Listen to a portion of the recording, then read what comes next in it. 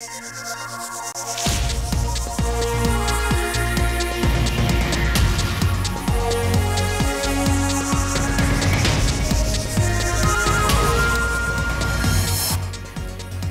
বৈশাখ সম্প্রীতির প্রতীক বললেন প্রধান উপদেষ্টা। বাড্ডায় বৌদ্ধ বিহারে সম্প্রীতি ভবনের ফলক উন্মোচন। দরজায় কড়া নাড়ছে পহেলা বৈশাখ, বর্ষবরণে চলছে শেষ মুহূর্তের প্রস্তুতি। নিরাপত্তা জোরদার, জানালেন র্যাবের ডিসি। রাজধানীর পূর্বাঞ্চলে প্লট বরাদ্দে অনিয়ম, শেখ হাসিনা সহ 4 জনের বিরুদ্ধে গ্রেফতারি পরোয়ানা জারি। এবং সম্ভাবনার দুয়ার খুলেছে বিনিয়োগ সম্মেলন, বলছেন বিশেষজ্ঞরা। পরিকল্পনা বাস্তবায়নের তাগিদ।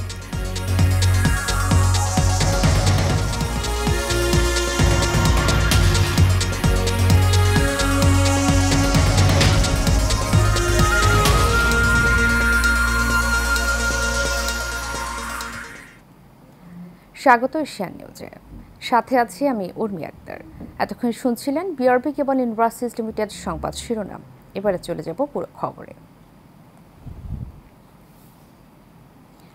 প্রধান উপদেষ্টা অধ্যাপক ডক্টর মোহাম্মদ ইউনূস বলেছেন, আন্তর্জাতিক বৌদ্ধ বিহার বাংলাদেশের সাম্প্রদায়িক সম্প্রীতির এক অন্যতম নিদর্শন। প্রতিষ্ঠার পর থেকে এটি বৌদ্ধ সম্প্রদায় সহ বাংলাদেশের জাতীয় স্বার্থ রক্ষায় গুরুত্বপূর্ণ ভূমিকা পালন করে আসছে। সকালে ঢাকার মেরুল বাড্ডায় আন্তর্জাতিক বৌদ্ধ বিহারের সম্প্রীতি ভবনের ভিত্তিপ্রস্তর স্থাপন অনুষ্ঠানে তিনি সব কথা বলেন। এ সময় সবাইকে বাংলা নববর্ষের অগ্রিম শুভেচ্ছা জানান প্রধান উপদেষ্টা। বাতেন বিপ্লব রিপোর্ট। ধর্মীয় আচার ও শিক্ষার পাশাপাশি সমাজের জনকল্যাণকর কর্মসূচির কেন্দ্র হিসেবে এদেশের বৌদ্ধ বিহারগুলোর পরিচিতি বহু পুরনো, যেখানে পৃথিবীর বিভিন্ন প্রান্ত থেকে ভিক্ষু এবং শিক্ষার্থীরা জ্ঞানার্জনের জন্য আসেন। রাজধানীর বাড্ডার ঐতিহ্যবাহী বৌদ্ধ বিহারটিও মানব কল্যাণের তীর্থস্থান হিসেবে বৌদ্ধদের কাছে জনপ্রিয়। সেই বিহারে সম্প্রীতি ভবনের ভিত্তিপ্রস্তরে স্থাপন করলেন প্রধান উপদেষ্টা ডক্টর মোহাম্মদ ইউনূস।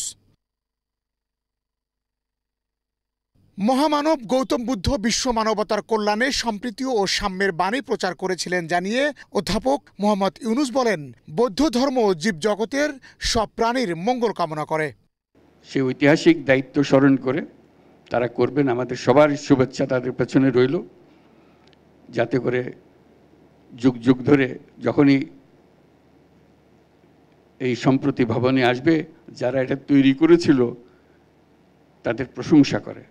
প্রধান উপদেষ্টা বলেন, গৌতম বুদ্ধের অহিংসা এবং সাম্যের বাণীর প্রতি শ্রদ্ধা রেখে বাংলাদেশের বৌদ্ধ সম্প্রদায় ধর্মীয়, সামাজিক ও সাংস্কৃতিক ঐতিহ্য সংরক্ষণ এবং কারিগরি শিক্ষা সহ বিভিন্ন জনকল্যাণকর কর্মসূচি পালন করে আসছে বৌদ্ধ বিহার।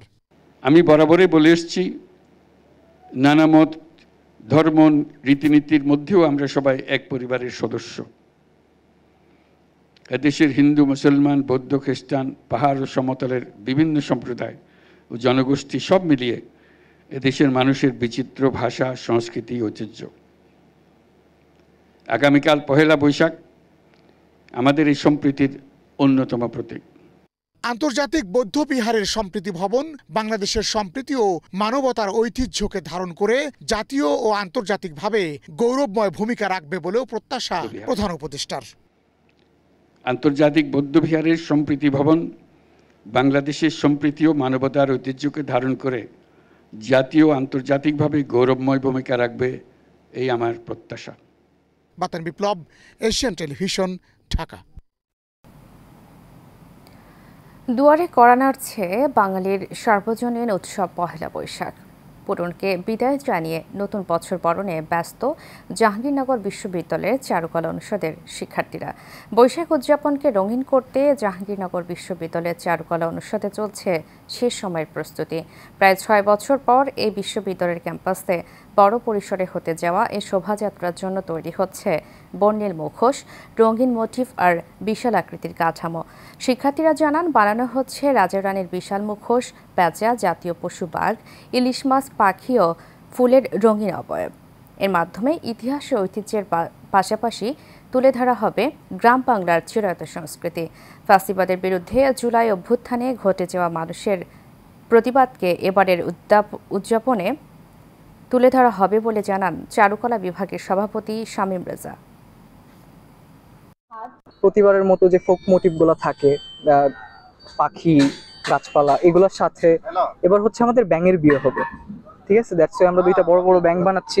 প্যালেস্টাইনের উপরে যে বর্বর হামলা হচ্ছে এবং তার প্রতি সহমর্মিতা জানিয়ে আমাদের বাঙালি সংস্কৃতির এই মোটিভ থেকে আমরা একটা হাত তৈরি করছি, যেটা হচ্ছে প্যালেস্টাইনের প্রতি আমাদের সমর্থনকে, সার্বিক ধর্ম বর্ণ নির্বিশেষে সার্বিক বাঙালি জাতীয়তা বোধ থেকে যে সংহতিটা, সেটা আমরা জানাচ্ছি। বাংলা নববর্ষ উপলক্ষে সারা দেশে নিরাপত্তা ব্যবস্থা গ্রহণ করা হয়েছে বলে জানিয়েছেন র্যাবের মহাপরিচালক AKM শহীদুর রহমান। সকালে রমনা বটমূল সহ নববর্ষ উৎসবে র্যাবের নিরাপত্তা নিয়ে ব্রিফিংয়ে তিনি একথা বলেন। র্যাবের মহাপরিচালক বলেন, নববর্ষ উপলক্ষে বিভিন্ন সংস্থার সঙ্গে সমন্বয় করে সারা দেশে নিরাপত্তা ব্যবস্থা গ্রহণ করা হয়েছে। এই উৎসব সুন্দরভাবে সম্পন্ন হবে বলে আশা করেন তিনি। র্যাবের মহাপরিচালক বলেন, বৈশাখী উৎসবকে ঘিরে অপপ্রচার রোধ করতে সাইবার নিরাপত্তা ব্যবস্থা জোরদার করা হয়েছে। নববর্ষের উৎসবকে কেন্দ্র করে ইভটিজিং যাতে না হয় সেজন্য বিশেষ সতর্কতা অবলম্বন করা হয়েছে।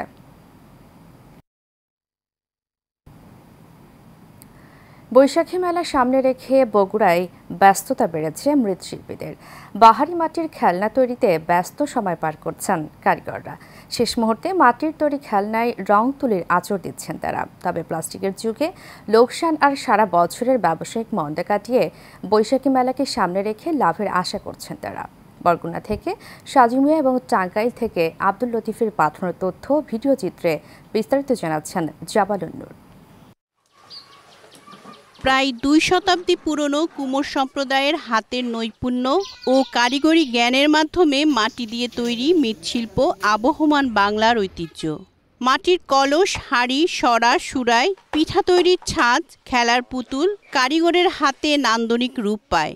প্রাচীনকাল থেকেই এদেশের মৃৎশিল্পের চর্চার অংশ হিসেবে বিভিন্ন মেলা ও উৎসবে কর্মব্যস্ত হয়ে পড়েন কুমাররা। বগুড়ার কুমাররা বলছেন, নিত্য নতুন পণ্যের ভিড়ে আগের মতো কদর নেই এই মৃৎশিল্পের। তারপরও বর্ষবরণ উপলক্ষে স্বল্প পরিসরে খেলনা ও হাঁড়ি পাতিল তৈরি করে ঐতিহ্য ধরে রাখার চেষ্টা করছেন এ অঞ্চলের মৃৎশিল্পীরা। আমাদের তেমন আয় হয় না, সব কিছু কিনা লাগে, মাটি, বালু, খড়ি, গুড়া, কিন্তু আমরা জাতি ব্যবসা এটাই করি। বাপ দাদার আমলে দেখছি তখন চলছে, কিন্তু ইদানিং আসে আর চলছে না। কোনো রকম দিন যায়, রোজগার একটু খরচের টাকা কোনো চলাফেরা হয় না। আগে যেরকম মেলা হতো এখন আর সেরকম মেলা নাই, আমরা বেচবো কোথায়? টাঙ্গাইল জেলার বিভিন্ন উপজেলায় একসময় 1200-র বেশি মৃৎশিল্পী ছিলেন। জীবিকা নির্বাহ কঠিন হওয়ায় কালের বিবর্তনে হাতে গোনা খুব কমই মৃৎশিল্পী রয়েছেন এখানে। ঐতিহ্যবাহী এই শিল্পের কারিগররা বলছেন, প্লাস্টিক সহ অন্যান্য পণ্যের কারণে বিক্রি কমেছে মাটির হাঁড়ি পাতিলের। বছরের অধিকাংশ সময় তাদের তেমন ব্যস্ততা না থাকলেও ফাল্গুন থেকে বৈশাখ এ 3 মাস তাদের ব্যস্ততায় কাটে। ব্যবসা টিকে রাখতে পারতেছি না, লাভ নেই। এখন তো আমাদের না করলে আমরা কি খাবো? এই মাল বিদেশেও নেয়, কিন্তু আমরা ওইভাবে সেল দিতে পারি না। আমাদেরকে কিছু ভাবে সাহায্য করতেই হবে। সাহায্য না করলে আমাদের পক্ষে সম্ভব না এগুলোকে টিকিয়ে রাখা। এ 2 জেলার প্রশাসনিক কর্মকর্তারা চিরায়ত বাংলার ঐতিহ্যবাহী এ পেশা ধরে রাখতে সহযোগিতার আশ্বাস দিলেন। এটা কিন্তু তারা প্রশিক্ষণ ছাড়াই বানাচ্ছে এবং এটা নিখুঁত করে বানাচ্ছে। তারপরে যদি তাদের প্রশিক্ষণের প্রয়োজন হয় তাহলে আমরা তাদের সাথে যোগাযোগ করে প্রশিক্ষণের ব্যবস্থা করানোর চেষ্টা করব। এরা যদি বিসিকের সহায়তার জন্য আসে, আমরা এদেরকে আর্থিক সহায়তা দিয়ে এদেরকে বাঁচিয়ে রাখার জন্য সার্বিক সহযোগিতা প্রদান করব।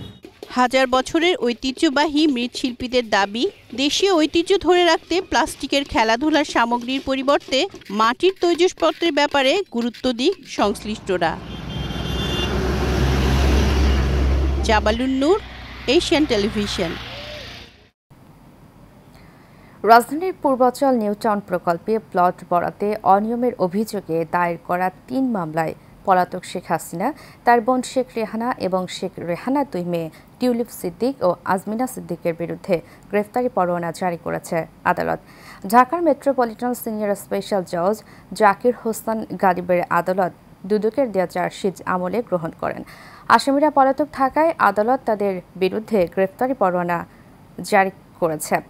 এর আগে গত বৃহস্পতিবার সাবেক প্রধানমন্ত্রী শেখ হাসিনা তার মেয়ে সাইমা ওয়াজেদ পুতুল সহ 18 জনের বিরুদ্ধে গ্রেফতারি পরোয়ানা জারি করেন আদালত। প্রধান বিচারপতি ডক্টর সৈয়দ রেফাত আহমেদ বলেছেন, বর্তমান বিচার ব্যবস্থা একটি দ্বৈত প্রশাসনিক ব্যবস্থার মধ্য দিয়ে চলছে, তাই সুপ্রিম কোর্টের জন্য আলাদা সচিবালয় স্থাপন খুবই জরুরি। সকালে খুলনা জজ কোর্ট প্রাঙ্গণে বিচার প্রার্থীদের জন্য স্থাপিত ন্যায়কুঞ্জ উদ্বোধন শেষে সাংবাদিকদের প্রশ্নের জবাবে তিনি কথা বলেন। প্রধান বিচারপতি বলেন, বিচার ব্যবস্থাকে আরও স্বচ্ছ ও বিচার প্রার্থীদের অসুবিধা দূর করতে 12 দফা সংস্কার কার্যক্রম চলছে। এই সংস্কার শেষ হলে দেশে একটি কাঙ্ক্ষিত টেকসই বিচারিক ব্যবস্থা চালু হবে। ডক্টর সৈয়দ রেফাত আহমেদ আরও বলেন, সংস্কারের মাধ্যমে বিচার ব্যবস্থায় যে অনিয়ম রয়েছে তা দূর হবে এবং বিচারিক কার্যক্রমের সঙ্গে সংশ্লিষ্টদের জবাবদিহিতাও নিশ্চিত করতে হবে। সংস্কারটাকে কত মোমেন্টামটা গেইন করা এবং এটাকে সাস্টেইনেবল করা। সাস্টেইনেবল শুধু 1 মাস 2 মাস না, বছর দশক। সেই দায়িত্বটা কে নেবে? তো সেই দায়িত্ব ভার বুঝিয়ে দেওয়ার জন্যই আজকে আমার এখানে আসা এবং গত 4-5 মাস ধরে আমি সারা বাংলাদেশে এই বার্তা নিয়ে যাচ্ছি যে আপনারা দায়িত্ব নিন। দেশের সাম্প্রদায়িক সম্প্রীতি ধরে রাখতে সেনাবাহিনী সব করতে প্রস্তুত রয়েছে বলে জানিয়েছেন সেনাপ্রধান জেনারেল ওয়াকারুজ্জামান। সকালে রাজধানী মেরুল বাজারে আন্তর্জাতিক বৌদ্ধ বিহারে সম্প্রীতি ভবনের ভিত্তিপ্রস্তর স্থাপন অনুষ্ঠানে তিনি একথা বলেন। সেনাপ্রধান বলেন, সব সময় ধর্ম বর্ণ সব সম্প্রদায়ের সঙ্গে শান্তিতে বসবাস করতে চায়।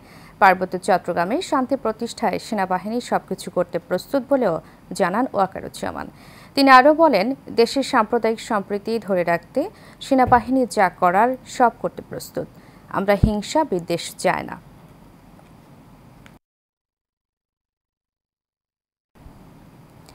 সম্ভাবনার দুয়ার খুলেছে সম্প্রতি শেষ হওয়া বিনিয়োগ সম্মেলন। বিশেষজ্ঞরা বলছেন, সঠিকভাবে বাস্তবায়িত হলে নতুন কর্মসংস্থান সহ উন্নয়নের জোয়ার সৃষ্টি হবে দেশে। এই সম্মেলনে প্রায় 450-র বেশি বিদেশি বিনিয়োগকারী অংশ নেন। ঘুরে দেখেন দেশের 3টি অর্থনৈতিক অঞ্চল। আগ্রহ দেখিয়েছেন বড় বিনিয়োগের। পাশাপাশি সই হয়েছে বেশ কয়েকটি সমঝোতা স্মারকও। আবির হোসেনের ক্যামেরায় মেহরাব সুমনের রিপোর্ট। অন্তর্বর্তী সরকারের 8 মাসের সবচেয়ে বড় সাফল্যে পরিণত হয়েছে এই বিনিয়োগ সম্মেলন। বিভিন্ন দেশ থেকে বড় বড় কোম্পানির প্রায় 450 প্রতিনিধি অংশ নিয়েছেন এই সম্মেলনে। বিভিন্ন খাতে বিনিয়োগ করার বিষয়ে আগ্রহ দেখিয়েছেন তারা। বড় বিনিয়োগের প্রতিশ্রুতি দিয়েছে দক্ষিণ কোরিয়ার ব্যবসায়ী প্রতিনিধি দল। চীনের খ্যাতনামা পোশাক উৎপাদনকারী প্রতিষ্ঠান হান্ডা ইন্ডাস্ট্রিজ বাংলাদেশে $15 কোটি এবং $1 কোটি 30 লাখ বিনিয়োগ করবে সুইডিশ কোম্পানি নিলর্ন। সম্মেলনে বড় চমক ছিল নিউ ডেভেলপমেন্ট ব্যাংকের পক্ষ থেকে। ব্যাংকটি $100 কোটি বিনিয়োগের আশ্বাস দিয়েছেন। এছাড়া মহাকাশ গবেষণা সংস্থা নাসার সঙ্গে যৌথভাবে মহাকাশ অভিযানে 54তম দেশ হিসাবে চুক্তি করেছে বাংলাদেশ, যাতে আশার আলো দেখছে বিশেষজ্ঞরা। ইনভেস্টমেন্ট সামিট এটা একটা সাকসেসফুল প্রোগ্রাম হয়েছে।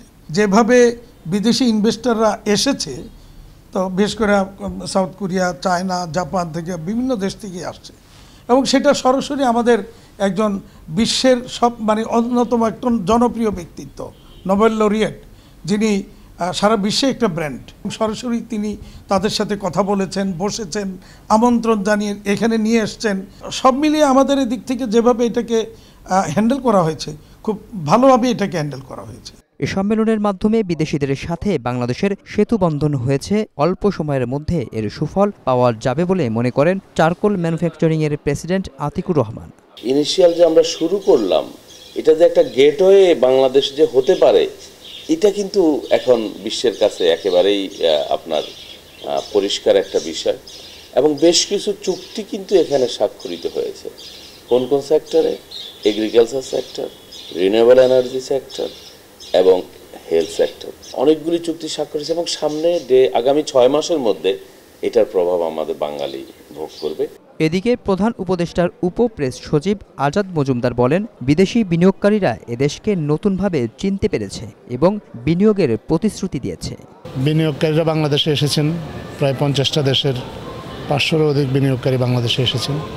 বাংলাদেশের বিনিয়োগের পরিবেশ সম্পর্কে তারা সম্যক একটা ধারণা পেয়েছেন। বাংলাদেশের যারা রাষ্ট্রীয় নীতি নির্ধারক তাদের সাথে কথা বলেছেন, বাংলাদেশের প্রধান কিছু রাজনৈতিক দলের সাথে কথা বলেছেন, মাল্টি সেক্টরাল পলিসি মেকার যারা আছে তাদের সাথে কথা বলেছেন।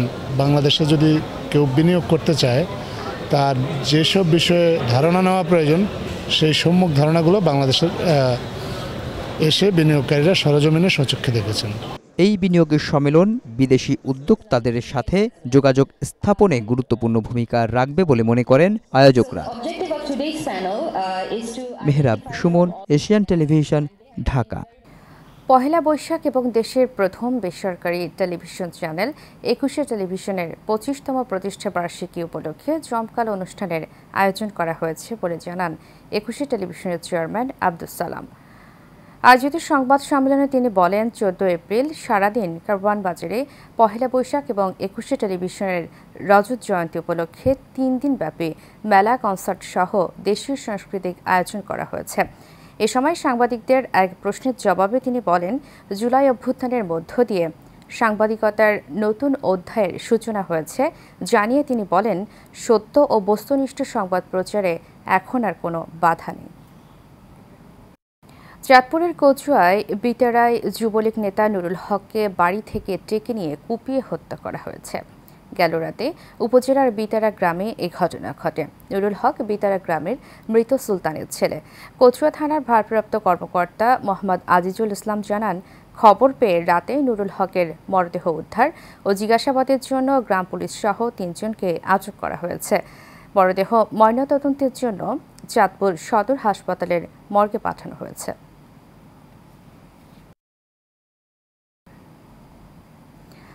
ভারতের মেঘালয়ে খাসিয়াপঞ্জিতে খাসিয়াদের গুলিতে কটুই মিয়া ওরফে কুটি মিয়া নামের বাংলাদেশি নিহতের ঘটনায় আজ লাশ হস্তান্তর করেছে বিএসএফ।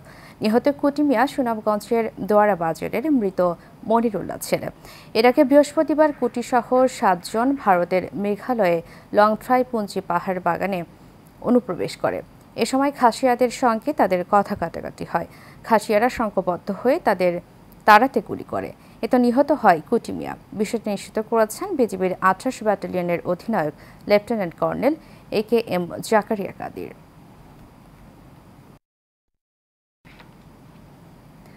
নারায়ণগঞ্জ জেলা কারাগার থেকে মুক্তি পেয়েছেন নারায়ণগঞ্জ জেলা ছাত্রদলের সাবেক সভাপতি জাকির খান। রোববার সকালে নারায়ণগঞ্জ জেলা কারাগার থেকে বের হন জাকির খান। এর আগে 2022 সালে 3 সেপ্টেম্বর র্যাব 11-এর একটি অভিযানে ঢাকার বসুন্ধরা আবাসিক এলাকা থেকে গ্রেফতার হন জাকির খান। 2004 সাল থেকেই বিদেশে আত্মগোপনে ছিলেন জাকির খান। নারায়ণগঞ্জে মোট 33টি মামলার আসামি ছিলেন জাকির খান। গ্রেপ্তার হওয়ার পর ধাপে ধাপে বিভিন্ন মামলায় জামিন পান তিনি। চলতি বছরের 7 জানুয়ারি ব্যবসায়ী সাব্বির আলম হত্যা মামলার রায় তিনি এবং মামলার অন্য আসামিরা খালাস পান। জাকির খানের মুক্তির পর তার কর্মী সমর্থকরা উচ্ছ্বসিত হয়ে শহরে আনন্দ মিছিল করেছে। জাকির খান মুক্তি পাওয়ার পর নারায়ণগঞ্জবাসীর কাছে দোয়া ও সহযোগিতা চেয়েছেন।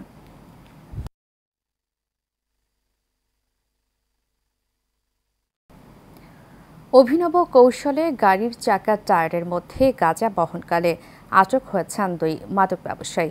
নারায়ণগঞ্জ র্যাব 11-এর একটি টিম মুন্সিগঞ্জ জেলার গজারিয়ার 14 কেজি গাঁজা সহ 2 জনকে গ্রেপ্তার করে। গ্রেপ্তারকৃতরা হল পটুয়াখালী জেলার সদর থানাধীন দাসপাড়া এলাকার হাবিবুর রহমানের ছেলে আব্দুস সালাম ও হকদুল্লাহ এলাকার মতিউর রহমানের ছেলে মনির হোসেন।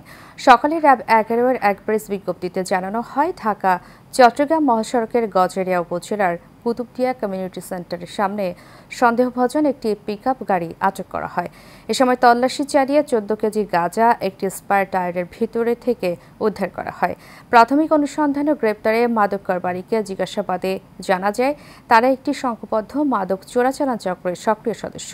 তাদের বিরুদ্ধে মুন্সিগঞ্জ জেলার গজরিয়া থানায় মাদকদ্রব্য নিয়ন্ত্রণ আইনে নিয়মিত মামলা রুজু করা হয়েছে।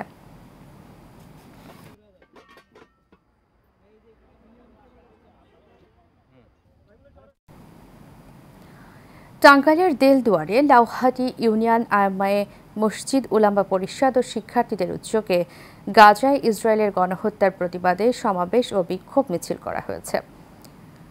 লাউহাটি খেলার মাঠ থেকে একটি বিক্ষোভ মিছিল শুরু হয়ে বিভিন্ন সড়ক প্রদক্ষিণ করে একই স্থানে গিয়ে শেষ হয়। এতে বক্তব্য রাখেন ইউনিয়ন আয়ামায়ে মসজিদ উলামা পরিষদের সভাপতি মাজহারুল ইসলাম, সাধারণ সম্পাদক রফিকুল ইসলাম, ছাত্র প্রতিনিধি সিমাল খান ও উপজেলা জামায়াতের সাধারণ সম্পাদক আব্দুর রহমান সহ অনেকে। দেশের মানুষ অবাধ, সুষ্ঠু, গ্রহণযোগ্য নির্বাচনের আগে গণহত্যাকারীর বিচার চায়। এজন্য সংস্কার করতে সরকারকে যৌক্তিক সময় দিতে হবে বলে মন্তব্য করেছে জামায়াতের কেন্দ্রীয় সহকারী সেক্রেটারি মাওলানা মোহাম্মদ শাহজাহান। চট্টগ্রামের সন্দ্বীপ উপজেলা পরিষদ মাঠে উপজেলা জামায়াত আয়োজিত কর্মী সমাবেশে এ কথা বলেন তিনি।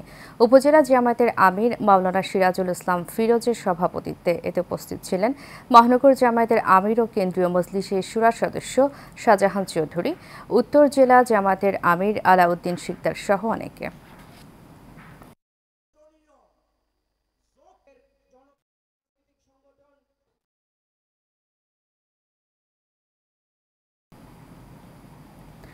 কক্সবাজার পেকুয়া উপজেলা উজানটিয়া ইউনিয়নের নুরির পাড় নিষিদ্ধ ঘোষিত ছাত্রলীগ নেতা সাইদুল ইসলাম কাফি এবং আলমগীর কর্তৃক তৈবা জান্নাতকে শ্লীলতাহানির অভিযোগে সংবাদ সম্মেলন করা হয়েছে। চট্টগ্রাম মেট্রোপলিটন সাংবাদিক ইউনিয়ন এই সংবাদ সম্মেলনের করেন ভুক্তভোগী স্বামী রোকন মিজানুর রহমান।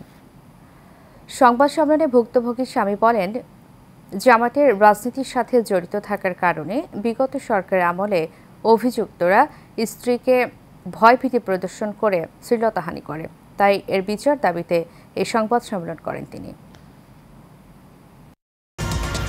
এশিয়া নিউজ এ পর্যন্ত। এর পরবর্তী সংবাদ দেখার আমন্ত্রণ জানিয়ে শেষ করছি। ধন্যবাদ সবাইকে।